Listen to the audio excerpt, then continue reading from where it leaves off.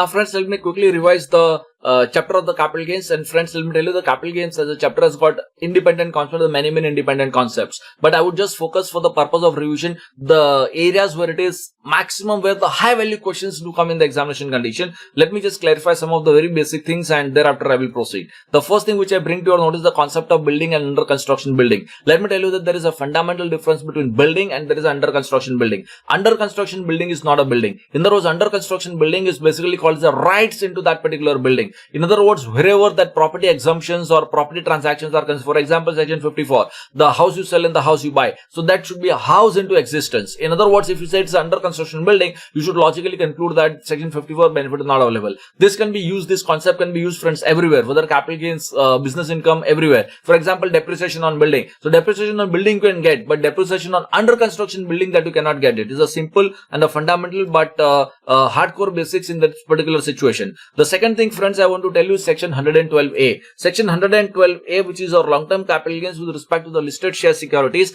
In that particular listed shares avenue, there is a special cost computation method. So this is a special cost computation method where the fair market value of 31st January 2018 is to be considered. Now here, we have already solved a couple of questions. Pause this particular video and go through this particular question on section 112A, where you have to compare full value of consideration and 31st January 2018 fair market value, and whichever is lower. In other words, because of the fair market value, there cannot be a loss. The law is not going to tolerate that particular losses. However, if your actual cost is higher, that means actually you are suffering losses into the stock market, and that actual loss you want to implement, then yes, the actual losses can be considered for the purpose of computation. So 112A, you can please pause your video and go through your working that I already explained to you in my regular class. The another, friends, very important area is the company in liquidation. Company in liquidation, friends, is somewhere I tell you that about 10 mark quality question, and here, friends, oftenly students will go a big mistake and a big blunder, because section 222C comes into picture whenever the company goes into liquidation. Read section 46, read with section 222C, where a company goes into liquidation. To the extent of the accumulated profits, it will give rise to the deemed dividend, and section 222C gives rise to the dividend tax obligations when the company goes into liquidation. So in that particular situation, there is quite a good number of adjustments, which I will just explain it in a very nutshell. And we have already solved this particular question.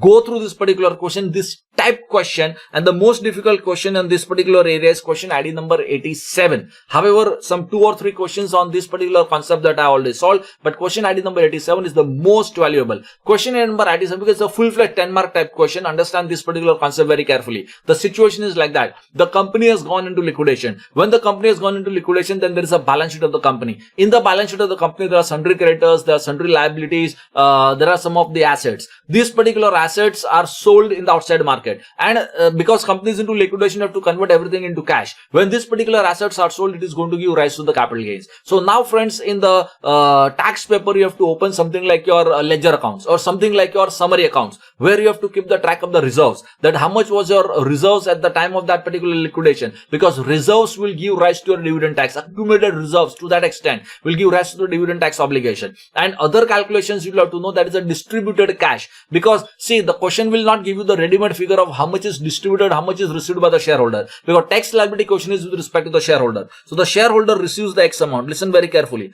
So shareholder receives X amount from the company in liquidation, but how did you get that particular X amount? So for that, you'll have to maintain the cash balance, cash bank account as a summary. I mean, not have to open the ledger accounts for the tax law paper, but have to maintain the summary that this is your cash bank account and this is your reserve account. So you have to keep on following something like books of accounts only you have to develop, and something like that only you will have to consider. So imagine that this is, first of all, I have opened 2 summary kind of accounts. I mean, rather I should not use the word accounts, but that only comes into my mind. But here, see, the amount which is realized is some particular number, some 1 crore and odd number. So on that 1 crore and odd number, there is a capital gains tax liability. So first of all, I have computed the capital gains, because moment of company going to liquidation and they have sold that particular asset, it is going to give you capital gains tax liability. So I have calculated cost, indexation, everything I have done, and I have calculated the tax liability, applied applicable amount of the surcharge and cess and everything, and I got a tax liability calculation on the sale of the asset. When the asset have been sold, when the company has gone into liquidation, so first of all, the profit has come into picture.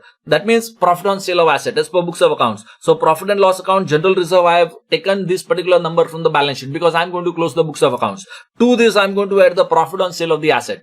Okay, so profit on sale of the asset, and I've realized that particular cash. So this is how that profit on sale of asset is going to increase my amount of the reserves. Okay, then I have that particular cash. So from the cash, I'm going to pay the capital gains tax. Whatever the capital gains tax that I pay is again going to reduce my reserve, because that is going to be adjusted in terms of the reserve, because I want reserve amount because of the dividend tax obligation. So whatever is the capital gains tax that comes into picture, some 4 lakh an odd number, this 4 lakh an odd 8 number is reduced from that particular reserve, and that particular figure is also used for the purpose of payment of taxes. Capital gains tax have been paid from the cash balance. So that particular adjustment, just like your journal entries and books of accounts adjustment that has been carried out. But the important thing is that first you have to calculate the capital gains tax. Capital gains tax you have to consider for the reserve purposes, because you want the accumulated reserve numbers. Then you have the cash on hand. From the cash on hand, you will have liquidation expense, you will have the sundry creditors. So that you have to pay because you have to close the balance sheet. So liquidation expense and your sundry creditors, whatever the question data, all these things will be printed in a short summary balance sheet in the question itself. So all your liabilities has been disposed of. Liquidation expense, if any, is again going to reduce your reserve, because that is going to be like your expenditure. So liquidation expenditure is also going to reduce your reserve. Now come and focus on the reserve account. The reserve you have already got it, and from that you have to pay the dividend tax. So reserves before dividend tax, the reserves after the payment of the dividend tax. Okay, so dividend tax once again you have to pay, so that is going to be adjusted against your available cash balance as such coming into picture. So your cash balance will be adjusted with the amount of the dividend tax, and that particular dividend tax before and after. Okay, so reserves before dividend tax, then you pay the dividend tax, and to that extent the reserves is going to decrease. Okay, so why do you want that particular reserve number after the payment of the dividend tax? Because that much amount will be the amount of the dividends in the hands of the shareholder, because 222C gives rise to that particular dividend. So that particular dividend, how much is the share of that particular shareholder in that particular company? To that extent it will be dividend. Dividend is exempt, so you have to say that 222C, the dividend is already exempt in terms of computation, but your ultimate full value of consideration is adjusted after the adjustment of the full value of consideration, and thereafter the capital gains is to be calculated in the hands of the shareholder. So these 2 or 3 main adjustments: first pay off the capital gains, pay off your liquidation expense, pay off your creditors, thereafter pay off the dividend tax, and the reserves before and after dividend tax. This much working if you do, friends, this kind of question can easily be for 10 marks in an examination condition. Very, very important point. Don't forget that. The next point is that non-resident. The non-resident, if there is any shares debenture transaction, friends, it is to be computed in the relevant foreign currency. So whatever is your sale price in Indian rupees has to be converted into the foreign currency, considering the relevant dates and the rates. So in my detailed class, I already given you the summary from that on which date conversion is to be done and which rate is to be done. The main message is that you have to do the computation in the foreign currency. You have to compute the capital gains in the foreign currency, and then you have to reconvert it back into the Indian rupees for the purpose of computation. We call it as Proviso 1 to section 48, exchange rate fluctuation benefit with respect to shares debenture transaction of the non-resident. Logically, the non-resident share debenture transaction do not get any indexation. In other words, it is covered by Proviso 1, the special method in which the computation of the capital gains which is to be carried out. The next point here it is to be considered in the capital gains chapter is the issue of a slump sale. So slump sale questions, friends, in the examination condition generally rated for 8 to 10 marks, and they've always considered the higher value from the slump sale point of view. The slump sale is basically the sale of the business.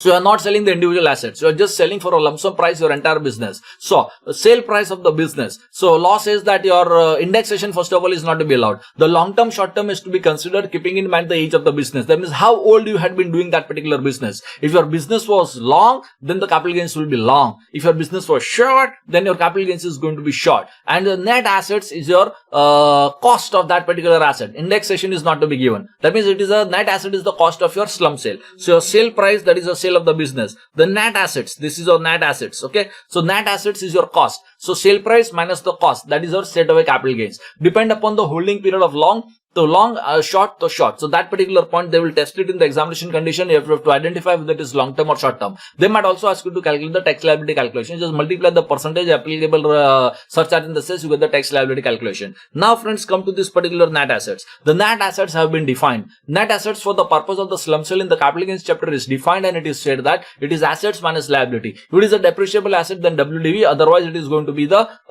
book value. So there is a small little definition with respect to the net asset which you have to follow. So asset data, because balance sheet will be printed in the question. So whatever are the assets data is given, if it is depreciable, take WDV. Whatever is the liability which has been transferred, that you have to consider, and you get the net asset. This net asset is none other than your cost of that particular asset. Now sometimes when this particular slump sale transaction happens between holding subsidiary transaction also. Let me say for example there is a subsidiary company which is selling its business to the holding company. That kind of a situation it can happen. So in that particular situation, sometimes they ask your advice if there was a holding subsidiary transaction with respect to the slump sale. So one of the advice which can always be given is that if it is a 100% subsidiary, in that case any transaction between holding subsidiaries is not regarded as transfer by virtue of section 47. So if you are holding supposing 75%, and this data will be printed in the question, so you can give advice to the paper checker that it is that you are advised that you should acquire the full balance share capital of that particular company, make it as 100% subsidiary, and then do the transaction with the subsidiary. In that case, it will not have any tax implication. So sometimes the tax advice have been sought in that particular question paper. So this particular advice which can be given considering the provisions of section 47 as the case may be. The next good issue is with respect to the capital gains. In the capital gains, friends, exemption. In the exemption, what happens is that, see, you have 54, 54, B, D, G, G, etc. provisions. Now, at the CA final level, normally they would not expect you that one-to-one computation, like when they'll ask you computation only of 54, only of 54B, or only for 54F or something like that, because they consider that this kind of adjustments are pretty simple. So the situation is, the difficult situation is that you are selling two assets, and you are acquiring one asset. Okay. Now, for example, you may have a small house. You may have diamonds, so you may sell the small house and then you also sell the diamonds to accumulate some more funds, and as a result you buy a big house. Okay, so this kind of transaction where you sell more than one asset, then total up the money and then you invest into the bigger asset. These kind of examples are very popular from the examination point of view, and one of the most popular example is this only: small house sold, added some diamonds or added some other asset. I mean, a diamond is only an example. It can be a plot or any other assets that you might have it. Basically you generate the money and thereafter you acquire a bigger house. Now if small house to big house, section 54 applies. A diamond to that particular house, section 54F applies. So in other words, it is one investment but application of two separate sections and two separate provisions of the capital gains. Such situation is always considered bit important from the examination point of view. Such questions, friends, I have already solved in my regular class. If you want to just pause the video and this couple of questions which I have already solved on this kind of concept, you better go through those particular questions, because exemption questions are considered little bit important. 6-8 marks in the examination condition it comes. However, the capital gains is also there at your CA inter level of portion. So that's the reason CA final portion normally institute don't give a lot of focus, but the good concepts are always focused at CA final level. So go through those particular questions. If you want, you can pause your video at this particular stage and complete it. Now, here in this case, always as a matter of concept, first you should apply 54 and later on you should apply 54F. That means once you have made the investment, the first you allocate the money for the purpose of section 54 exemption first and then 54F, and you have to write a suitable note. Why are you doing that? Law doesn't say that you do it like that, but reason being that under 54, 100% benefit is given. That means 1 rupee you invest, 1 rupee is eligible for the exemption. That means the amount of the capital gains is to be invested. But under 54F, 1 rupee you invest, the net consideration should be invested. That means some proportion of the net consideration, means something less than 1 rupee, depending upon the practical proportion, you will be eligible for the purpose of exemption. In other words, if 100 rupees you invest under section 54F, for example, then you don't get full 100 rupee exemption unless your proportion was 100%. So practically you don't get 100%. That's the reason where there is two section applicable. Always use the section which gives you 100% exemption with respect to the money. This is basically a little bit of a cost analysis and balance. You use it for the purpose of 54F and write a suitable note. Otherwise, a lot of doubts come in this situation. First you apply 54F, then 54, or vice versa. So you will get a lot of confusion in the examination condition. So such situation has to be solved. We already have some questions on that particular front. Please go and revise those particular questions. Pause the video here if at all you want to do that. Okay. Now, the next one is section 54 EC. Section 54 EC is a bond transaction. So you invest your money into the bonds. A very simple provision, but there's a small little, what should I say, a controversial issue, a small little gray area, that for example, that 50 lakh rupees bonds, okay, that 50 lakh rupees bonds, you invest in the month of March and in the month of April also. For example, if your sale of asset was in the month of the January, so you have to invest it within the 6 months. So some period is in the current previous year, some period goes in the next previous year. So can I make 50 lakhs investment in the first previous year and the 50 lakhs in the next year and be eligible for 1 crore rupees exemption? Little bit of a gray area, but the opinion which is widely taken, very popular, we will say that only 50 lakh rupees will be eligible for the purpose of exemption. We will not double the limit that investments made in the next year, so we'll double it up that particular limit based on some technical interpretation, but alternate opinion do exist on this particular front. The next point that you should consider is the stamp duty tolerance level. Now friends, the government has already introduced the concept of stamp duty tolerance level. In other words, immovable property transactions are subjected to the test of the fair value, and that particular fair value is none other than the stamp duty value. This particular concept, friends, is applicable in business income also, in capital gains also, in the other sources also. The very general purpose explanation that I am giving it to you. So whenever there is a sale of a immovable property, you have to compare your actual sale price with the stamp duty value. And if there is undervaluation, that means if your actual sale price is less than the stamp duty value, then we should adopt stamp duty value as a taxable figure. That means our full value of consideration will be taken as your stamp duty value in this particular situation. But if there is a marginal difference, so if there is a tolerance level, so 5% marginal difference is proposed by the law, and this 5% marginal difference, if it is within that particular difference, then government will say that okay, we will not apply stamp duty value, we will accept that your actual sale consideration is of fair value. So in that particular situation, a little bit of relaxation will be given, but it is only to the extent of the reasonable value. But now friends, this particular 5% tolerance level is, some people may have a little bit of confusion how it should be calculated, and that I am already clarifying. This 105%, that means technically the 5% tolerance level is of the actual. That means in this case, see, the actual selling price was how much? 35 lakhs. Okay, so of the 35 lakhs you multiply 5%. That means basically 105%. So that is the value. So this is your value. This is your tolerance value level. So supposing if your stamp duty value was up to that 36,75,000 rupees, which is 105% of the actual. Now that is the main point here. 105% of the actual. It is not 105% of the stamp duty value. It's not like that. So it is 105% of the actual. If your stamp duty value was within this particular range, then law would have said that we will not take stamp duty value. We will take actual consideration as the fair value accepted for the purpose of taxation. But in the given case, the stamp duty value is 38 lakhs, which is more than 36.75. So it is beyond the tolerance level, and that particular tolerance level is to be considered. So in the given case, we will take full value of consideration as the stamp duty value. The reason being that it is beyond the scope of the tolerance level. The next good point is the stamp duty value on which particular date it is to be taken. Friends, this is also very fundamental concept applicable in the business income, in the capital gains, and in the other sources income, wherever it is a stamp duty transaction coming into picture. So with respect to the property transactions, let me give you a hardcore basic example. That say for example, there is an agreement to sell. There is an agreement to sell.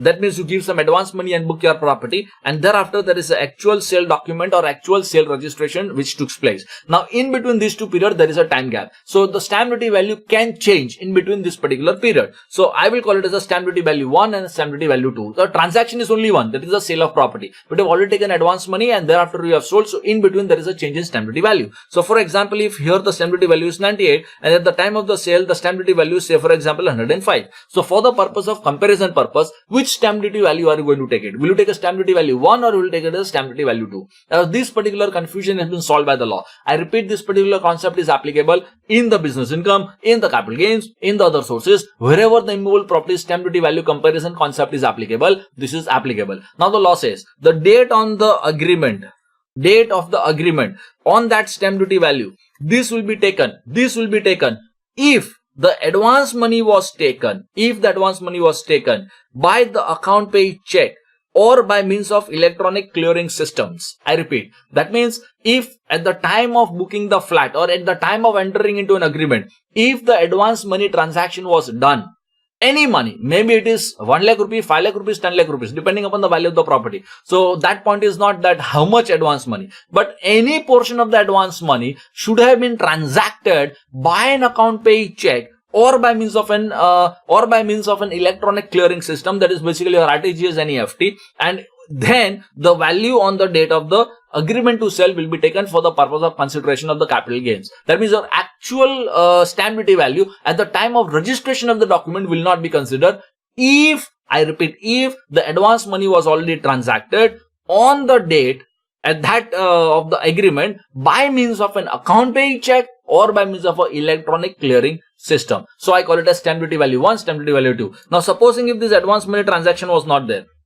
You said that I have already entered into agreement long time back, so I want to take the older value for the purpose of taxation. The law will say no, because there is no advance money transaction, so we will not take this value for the taxation purpose. We will take this value for the purpose of taxation purpose. I will call it the stamp duty value number 2 for the purpose of explanation. I once again repeat, friends, this concept is applicable in the capital gains, in the business income, in the other sources, wherever stamp duty value with respect to the immovable property concept is applicable.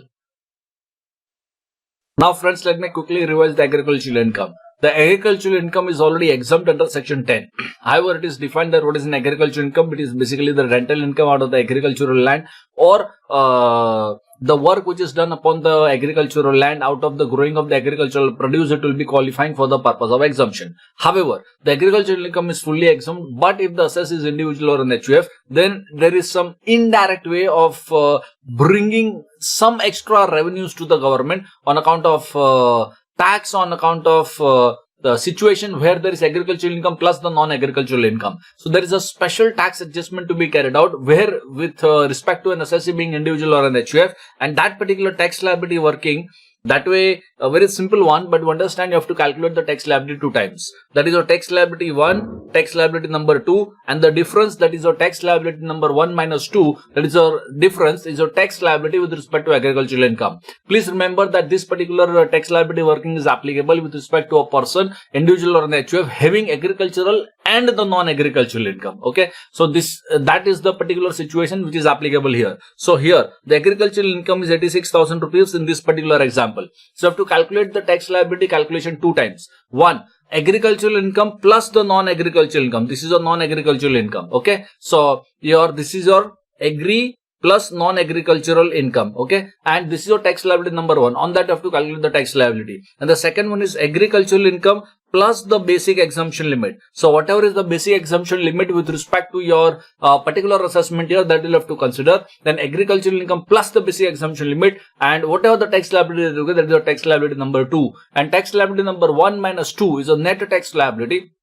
What it actually does, it actually brings the non-agricultural income to tax.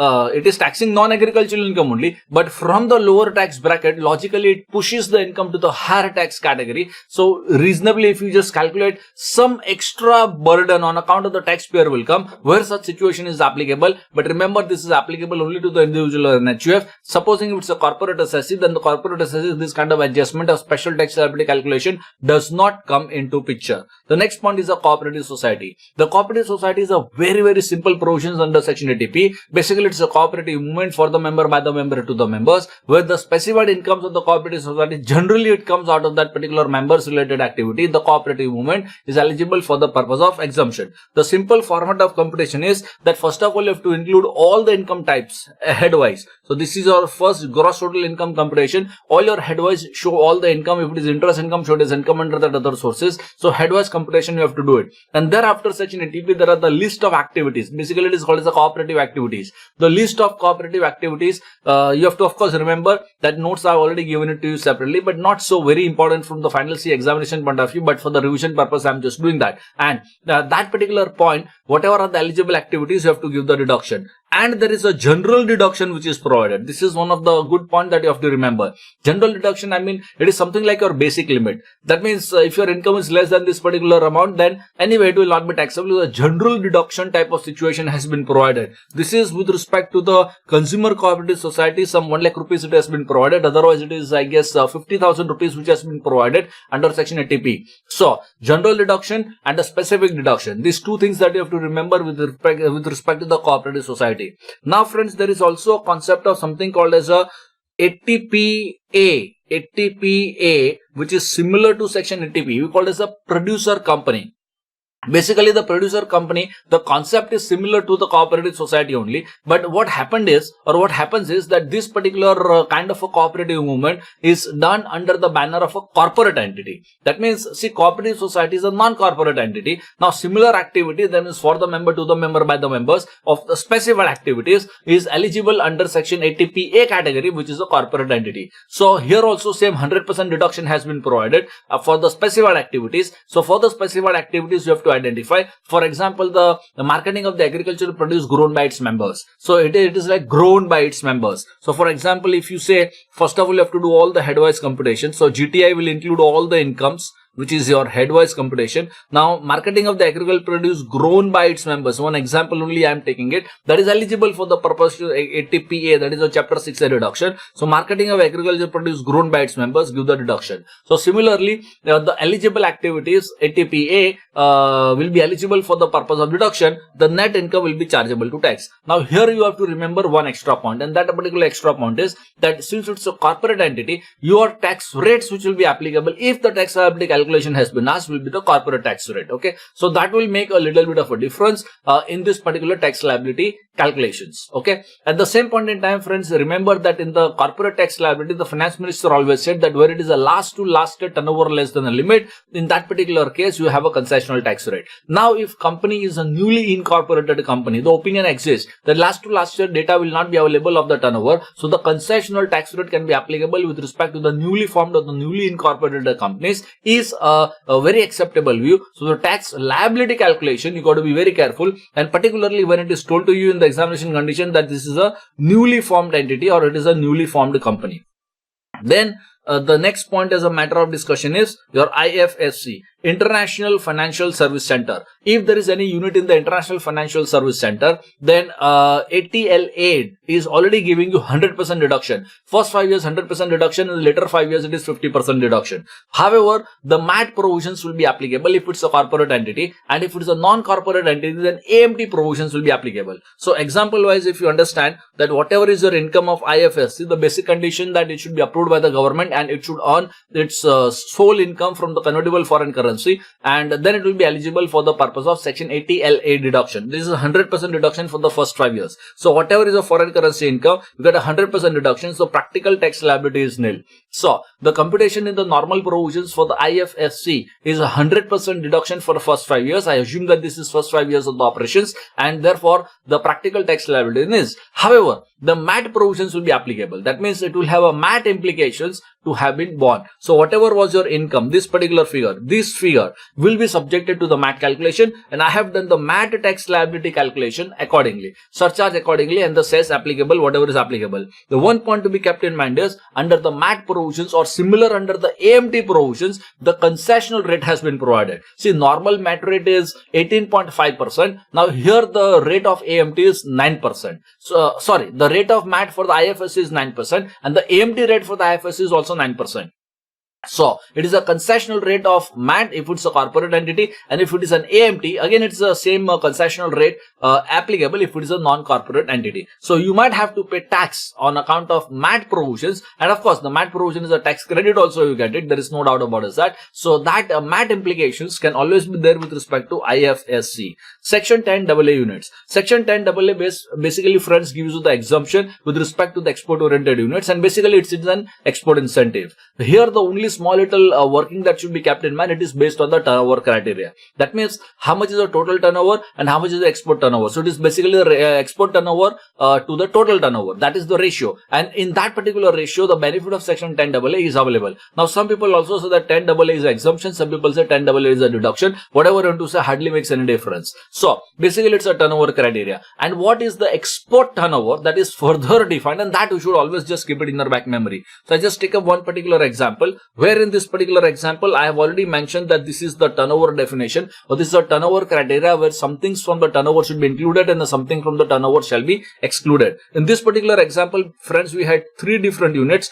of which one particular unit was eligible for the purpose of 10 AA and other units were not eligible for the purpose of 10 AA. So what we have to consider the total turnover and the export turnover with respect to that particular unit. So that is how we have to just multiply. So this is your normal income of that particular unit, then this income you have to multiply based on the turnover criteria. So turnover working, we have done it as per the definition of the turnover that I already explained to you in detail in the regular class. If you want to, please pause the video and go through that export turnover definition. That's all only thing that you require, and multiply with that particular income the turnover criteria, and you get the net income. This was a situation where there was a multiple units. However, there can also be a situation where there is no multiple unit. That means there is only one unit which is eligible for the purpose of 10 AA. So same methodology. In other words, if it's a multiple unit, then you apply that particular concept to the eligible unit. However, if there is only one unit, then multiply the turnover criteria of that particular unit. So this is your income, and with that particular income, you should know the turnover. So this is your export turnover. This turnover adjustment you should study by yourself, just a little bit of what is an export turnover for this particular purpose and what is the total turnover. Once you got these two number, what is the export turnover and the total turnover, that you just have to multiply with your income. This is the income with the turnover criteria, and you will be eligible for the purpose of section 10 AA benefit. Simple one, but 4-5 mark type questions that already appear in the examination condition. Okay. Now friends, let me go ahead with the discussion of the quick revision with respect to the powers and the procedure. Friends, some of the basic things you should do it immediately by yourself, like for example the return filing, what are the different types of the return, signing of return, the self-assessment, the scrutiny assessment or the best judgment assessment. These are hardcore basics of assessment procedure of the income tax act. Very simple, very straightforward. In a regular class, friends, I've already done it in details with you, and the basic summary points already given in our study material also. Just go through it. Not at all a difficult job. So first you file the return, sign the return, appropriate return filing formalities have already been completed. Then the assessments or the intimation that is already going to take place. Now friends, this basic thing, first of all, you should refer it by yourself. If you want, you can pause your video and go through this particular basic discussion of the returns and the assessments, hardcore basics. Now friends, let me go to the next simple theoretical clarifications with respect to this particular procedure and the powers. Friends, sometimes it happens in the income tax assessments or any government procedure, in fact, that the officer gets transferred. So there are two separate situations. One where the officer gets transferred. So your assessment was going on in front of one officer. Now that officer got transferred, the government job gets transferred. Or sometimes your case gets transferred. That means your file gets transferred from one officer to the another officer. The basic procedure and the basic powers with respect to the income tax authority always permits to do either of the transactions. A transaction in the sense that either the officer can get transferred at any stage or your file can also get transferred from any stage. So this is a hardcore basics to be understood. But from the examination point of view, friends, one particular type of question which not oftenly I should say, but over a period has already come 2-3 times as a repeated question. That say for example, the officer has already got transferred, then the newer officer has come and the newer officer has continued the procedure from that particular stage. So there is nothing wrong in doing that. Now there is only one caveat here, that is if the assessee wants, the assessee go for the rehearing of that particular matter. So this is one of the type of the question, friends, which I already explained in my revision class also, in my regular class also, but I'm not going into the details right now. So in this particular case, there was assessee Mr. B. One particular officer has already got transferred, but the older officer has already issued the notice. The successor officer has come into being, that means the newer officer has come into being, and the newer officer has continued the procedure. Now one point here, caveat, is the rehearing. That means whatever procedure was already completed, should the successor officer give the rehearing, that means once again the hearing procedure should be done. The law makes it very clear, there is no need to do that. However, if the assessee wants to do, that means if assessee would have wanted the rehearing to be done, then he would have requested to the officer that okay, you go for the rehearing. But officer, if continued the procedure from that particular stage, there is nothing wrong, and here they will ask you whether the action of that particular officer is justified, and passing the appropriate order, yes, the answer of that particular officer is already justified. The next thing is, friends, there are a variety of powers, couple of powers which I categorize into 3 best level of the power, top level power, then one level below and one level below. Okay, now these 3 powers and their the associated provisions, if you understand, the maximum scope of the powers will get summarized, and there are some of the popular examination types question which I will also clarify in this particular situation. The topmost power is, friends, the search. The topmost power which is available to the tax authorities is basically the search. In the search, practically, friends, they can do anything. They can enter the place, vehicle, vessel, they can search the place, break open the locks, door, almari, and they can check whether there is income hidden, assets hidden, or etc. kind of situation. Practically anything. At the end of that particular search, they can seize the books, documents, valuable article, money, bullion, jewelry, whatever. That means whether books, documentary things, or whether it is money, bullion, jewelry, everything, they can already seize and they can take away in their custody, and they can take it together with them to the income tax department in that particular situation. And friends, in case of a search, once the search is completed, there is a special assessment to be done, which you call as a post-search assessment. So these are the special features with respect to the search. Once the search is conducted, after the search, there is a special assessment to be done. Assessment is basically the office work kind of situation, and the lower level assessment will get abated. That means supposing if your pending scrutiny was there, everything will get abated. Now it's a higher ranking officer. The top level officer will be doing your assessment. This is the assessment with respect to the search cases. Okay. Now one step below the search is the power of a survey. Okay. Now fundamental, as I told you, that is one step below the power. So there will be a little limitation in this particular power.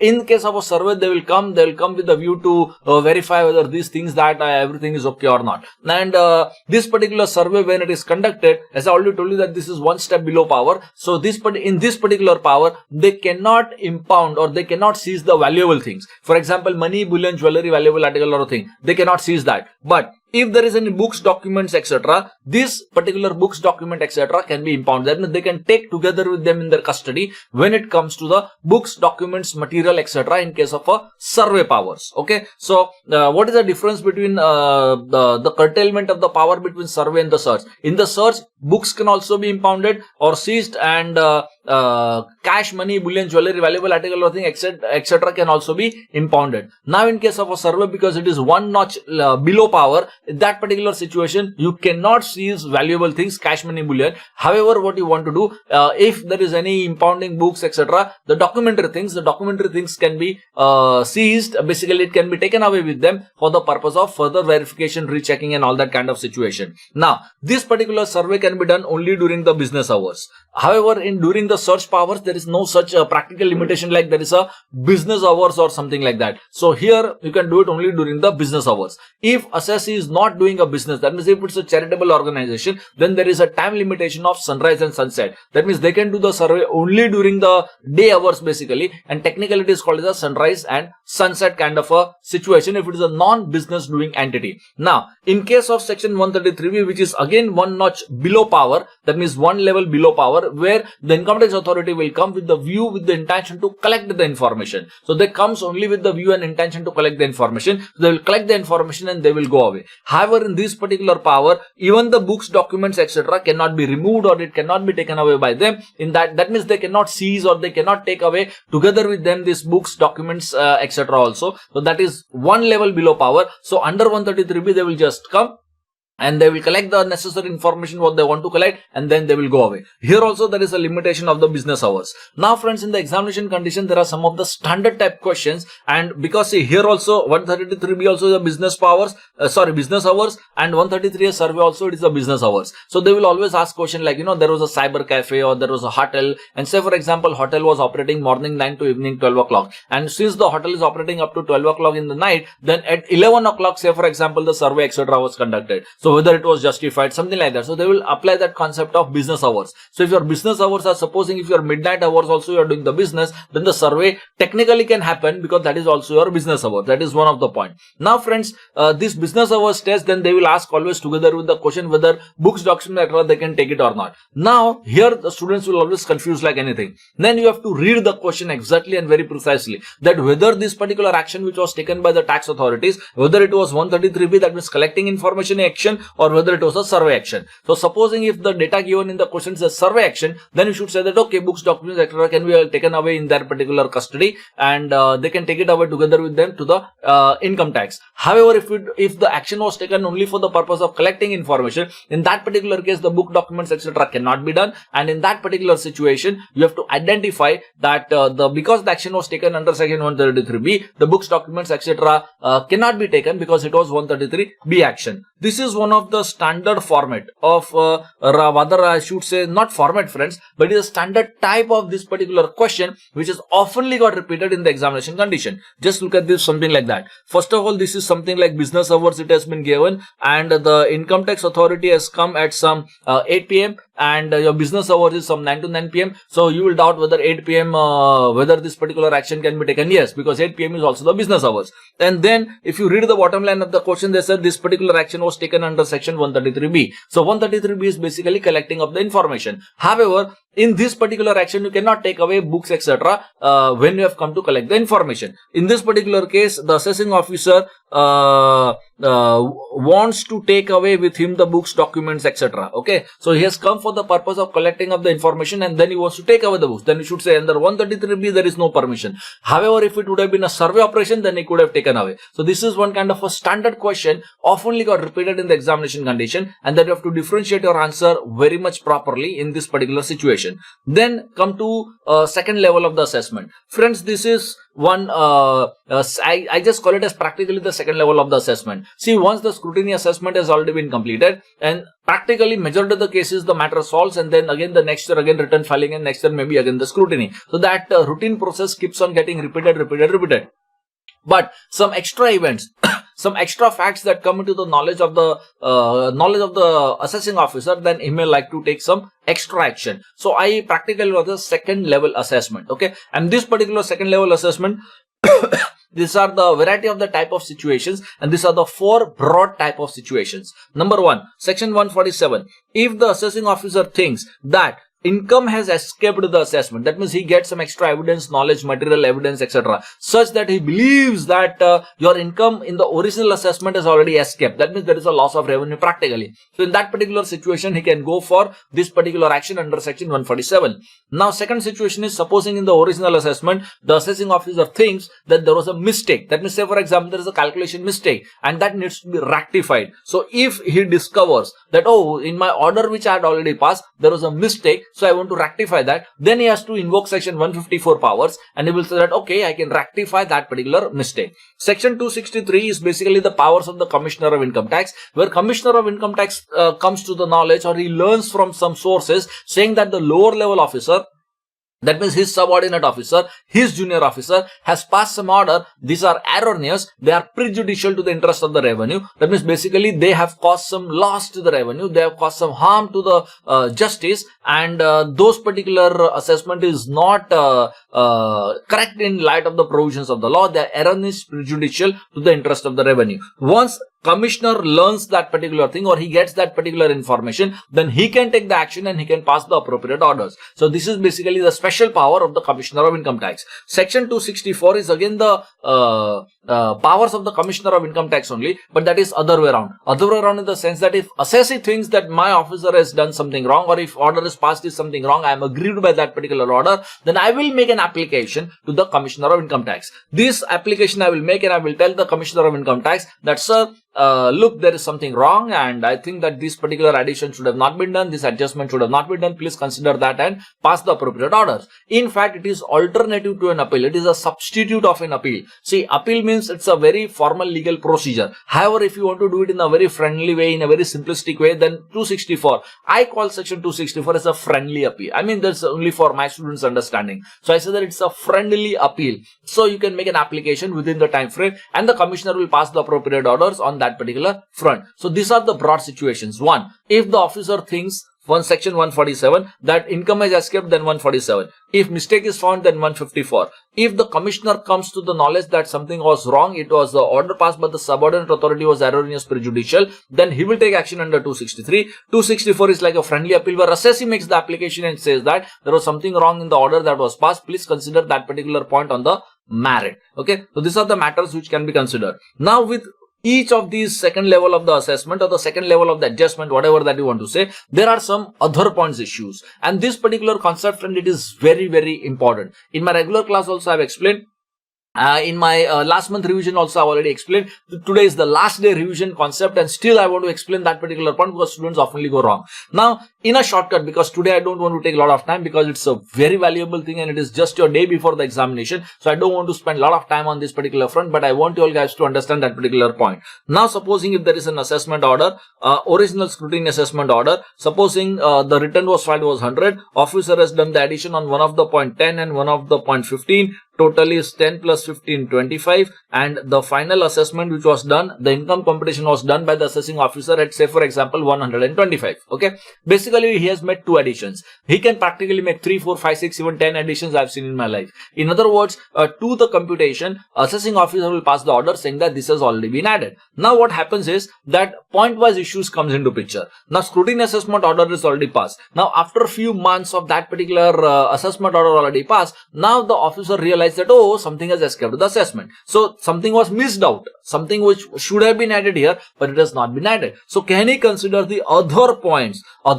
which was not even part of the original scrutiny assessment, but not even part of that particular discussion, not even part of this particular order, but he learns and he comes to the knowledge of the evidence that something has gone wrong and income should have been included, but it was not included. So can he do that? Other points. The answer is yes. He can also consider the other points. Now put it differently. Supposing this particular order had already gone for an appellate procedure. Okay. So I already challenged that this particular 10 lakhs addition which was made, say for example, I challenge it to the commissioner and I say that, sir, this is not justified and this is my appellate procedure which is already going on. So what we see is, as a broad macro concept, is that there were 2 points of the addition, of which 1 point is subject matter of debate at the CIT appeals level. Now, if the assessing officer thinks that something wrong is in this particular point number 15, not point number 15, but the point which was subject to the addition of 15 lakhs, that maybe there was some rectification was required. So can the other points be considered by the assessing officer which are not the part of the appellate procedure? See, the point of 10 lakh rupees addition is now already on the table of the Commissioner of Appeals. That means it is already on the table, on the subject matter of the discussion before the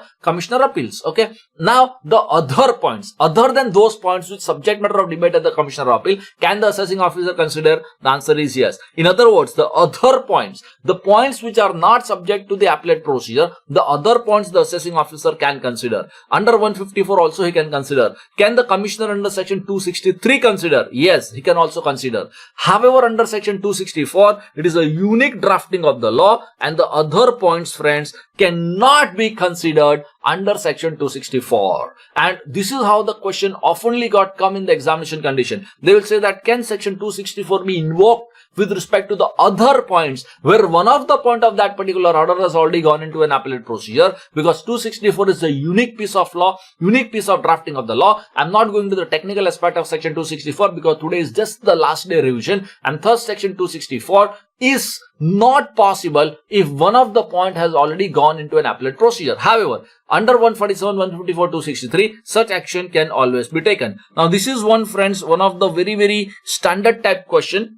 And friends, this type question has got repeated many times into the examination condition, and oftenly, in spite of the repeated questions on the same to same concept, the students have oftenly gone wrong. So I just want to bring it to your notice that how these kind of questions is to be handled in an examination condition, because this is very popular repeated question types in the examination condition. Okay. Now see, there is one assessee here which is already printed in the question. He has already filed the return for some particular years. The scrutiny assessment was already completed on particular date. So basically some returns you have already filed, and with respect to that particular return, some scrutiny assessment has already been completed. Okay. Now additions were made. One addition was made 8 lakh rupees for section 68. That means some bogus credit or something like that. Then 3 lakh rupees addition was made under section A41A for some TDS non-compliance or something like that. So 2 additions were made by the assessing officer. One addition was 8 lakhs, other addition was 3 lakhs. Okay. This is how the computation was done. Now assessee being aggrieved by this, 8 lakh rupees was already appealed before the CIT appeals. So this particular point of 8 lakhs has already gone for a further process, has already gone for a further challenge of the CIT appeals.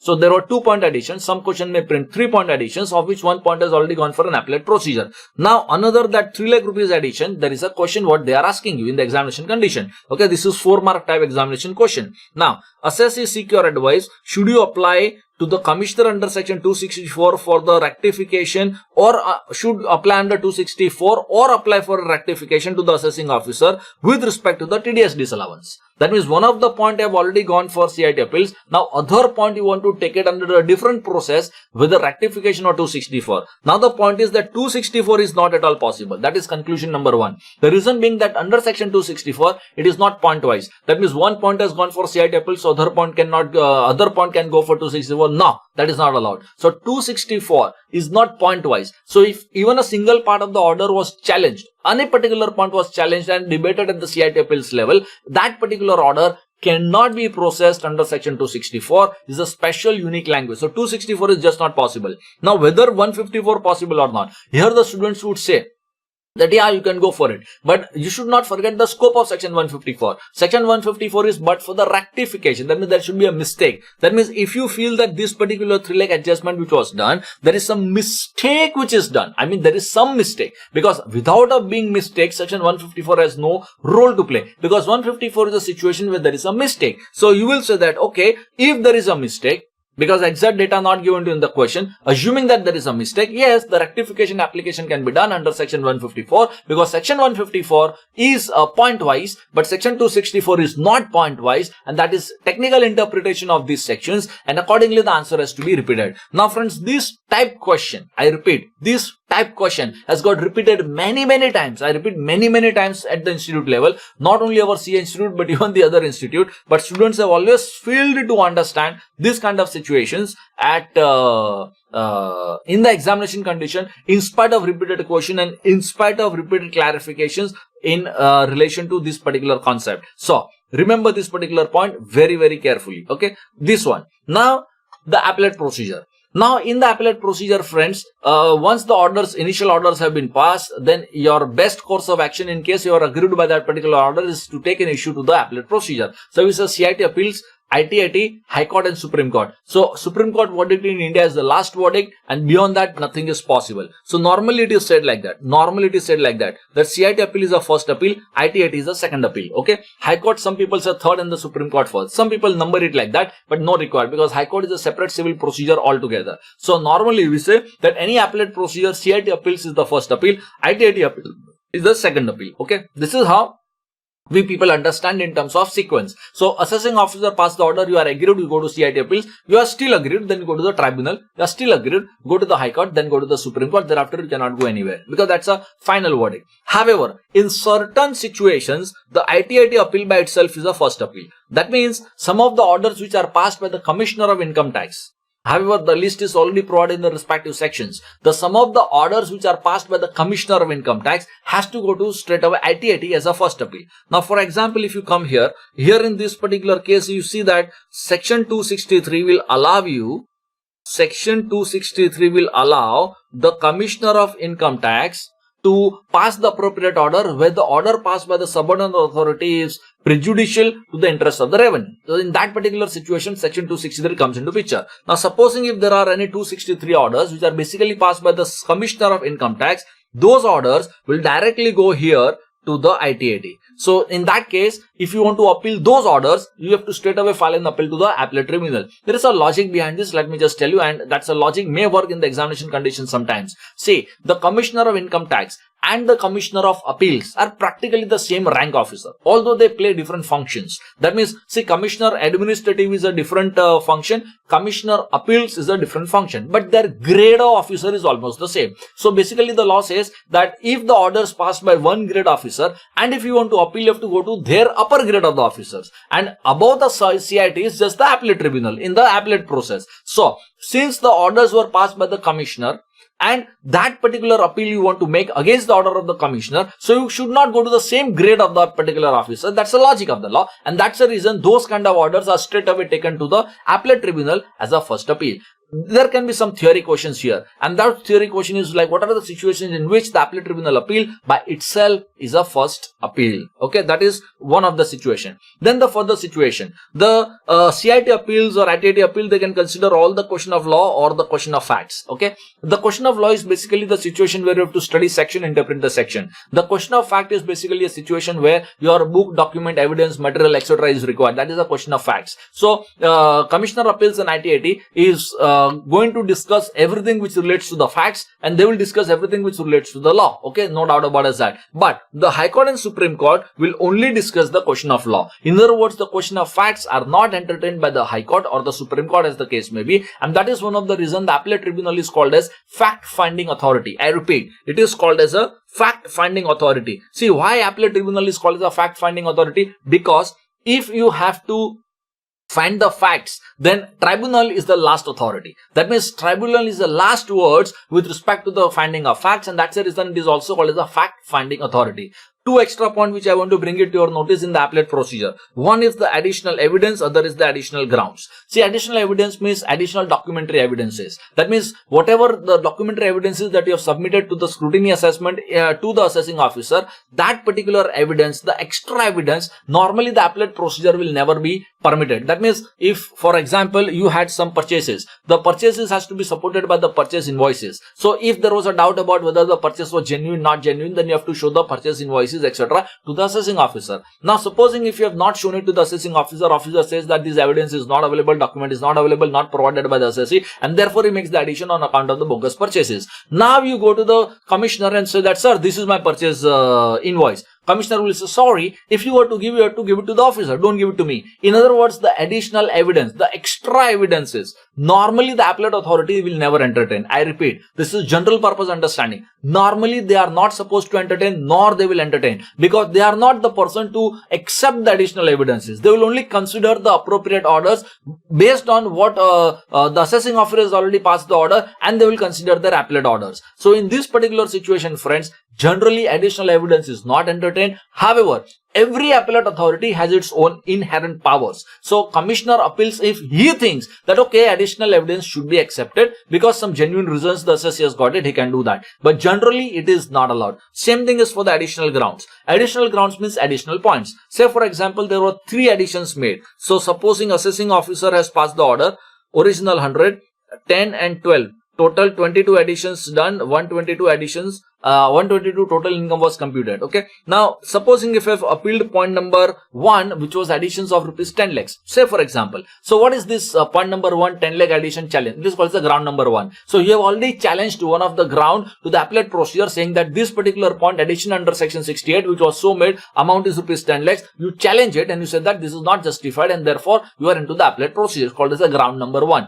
Now, at the time when you file the appeal, there can be multiple grounds. When you file the appeal, you could have taken 1 ground, you have taken 2 grounds, you could have taken 3 grounds. I have myself personally filed the appeal with 10 grounds also. That means supposing assessing officer has made 10 separate additions under 10 separate sections, for example, then we go to the appellate authority and we say we challenge all 10 of them. We said even a single addition is not justified by the assessing officer. So we have 10 grounds. In other words, how many grounds that you have and how many grounds that you should have, there is no such limitation, but you have to decide at the time when you file the appeal. So when assessee is filing the appeal, you have to decide that which is your grounds and which points are you challenging. Okay, that is all the grounds of appeal. Now, when the appellate authority has already discussed and started with the hearing and all that, the additional grounds, that means grounds which you have not filed at the time when you have made the application, these additional grounds is not allowed generally anywhere, whether CIT appeals or the appellate tribunal. The additional grounds is not allowed. However, the appellate authorities always have their inherent powers. If they think that they want to accept the additional grounds, they can accept it. But in general, understand one thing very carefully. Additional grounds, not allowed. In general, additional evidence, not allowed. However, they can be allowed. That means additional evidence can also be allowed and additional grounds can also be allowed, but only strictly on merits. And these are the powers already available to the appropriate officers. And if he considers, that means if that appellate authority considers that this is how it is can be considered and it can be allowed for these particular purposes. Keep this particular point in your back memory. Another good point about ITAT is that ITAT has a power to stay. The recovery procedure. So, there is one special power with the appellate tribunal where they can pass the stay order. That means if there was any recovery procedure which was done by the assessing officer, the tribunal has a power to stay. But this is not a limitless power. In other words, this particular order of stay has to be completed within 6 months. And supposing in 6 months the order of stay is not decided or not concluded matter, then the income tax authority can proceed with the recovery procedure. In other words, there is one unique feature with the appellate tribunal, that is the power to stay. But it is not a limitless thing. It is subject to the time-bound situation. And accordingly, this power to stay is to be considered, and some theory questions based on this power to stay is also popular, but they are not oftenly repeated in the examination condition. As simple as that.